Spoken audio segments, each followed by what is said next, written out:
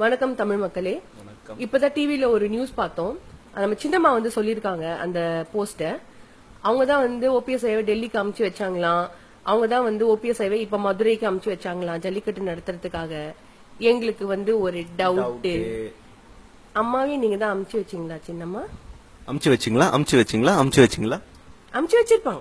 வச்சிருப்பாங்க. ஏன்னா எல்லாத்தையும் அவங்க தானே பண்றாங்க. அதுல எனக்கு இன்னும் டவுட் இல்ல. எங்களுக்கு ஒரு டவுட், இன்னொரு டவுட். உங்களுக்கு கொஞ்சம் கூட வந்து வெக்கம், மானம், சூடு, சொரணை, இந்த கில்ட்டி கான்சியஸ் அதெல்லாம் எதுவுமே இல்லையா? எல்லாமே நான் சொல்லிதான் பண்ணாங்க, எல்லாம் நான் சொல்லிதான் செஞ்சாங்க, எல்லாரையும் நான் தான் அமுச்சு வச்சேன் அப்படின்றீங்களே. ஏமா இந்த மெரினா பீச்ல அதே மாதிரி எல்லா ஊர்லயும் எல்லா மாவட்டங்களையும் உட்காந்துட்டு இருக்காங்க இளைஞர்கள், பெண்மணிகள், கர்ப்பிணி பெண்கள், குழந்தைங்க, பெரியவங்க எல்லாருமே இந்த ஜல்லிக்கட்டுக்காக. அவங்க எல்லாம் என்ன லூசா வேலை வெட்டி இல்லாம வந்து உட்காந்துட்டு இருக்காங்க நினைச்சிட்டு இருக்கீங்களா? நீங்க எல்லாரையுமே ஒருத்தரும் வந்து உணர்வு பூர்வமா உயிரா வந்து உட்காந்துட்டு இருக்காங்க. அவங்க வீடு வாசல விட்டுட்டு வந்து உட்காந்துட்டு இருக்காங்க. எதுக்காக? இந்த ஜல்லிக்கட்டு நடக்கணும், இந்த ட்ரெடிஷனை பாதுகாக்கணும்ன்றதுக்காக.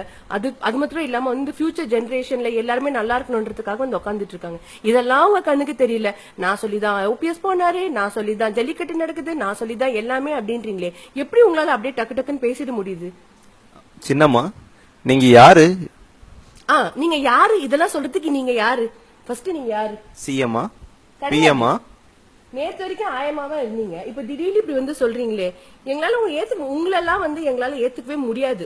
அம்மா இருந்த இடத்துல கண்டிப்பா உங்களை ஏத்துக்கவே முடியாது. ஏதோ சில பேர் வந்து உங்களை சின்னம்மான்னு சொல்லிட்டு திரியுறாங்க, அது இருக்கலாம். ஆனா கண்டிப்பா ஒரு ஸ்டேபிள் லீடரா உங்களால எங்களால ஃபியூச்சர்ல ஏத்துக்கவே முடியாது. சரிங்களா?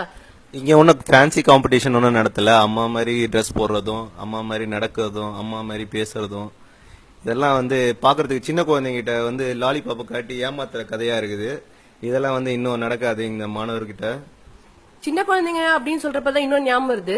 தமிழ்நாட்டுல இருக்க சின்ன குழந்தைய கூட உங்களால ஏமாத்த முடியாது. சரிங்களா? கொஞ்சம் பார்த்து நடந்துக்கோங்க. வெல்வோம் தமிழ் மக்களே. இது நமது உணர்வு, நமது உயிர், நமது தமிழ். சரிங்களா? தமிழன் என்பதில் நாங்கள் பெருமைப்படுகிறோம். தமிழன்டா.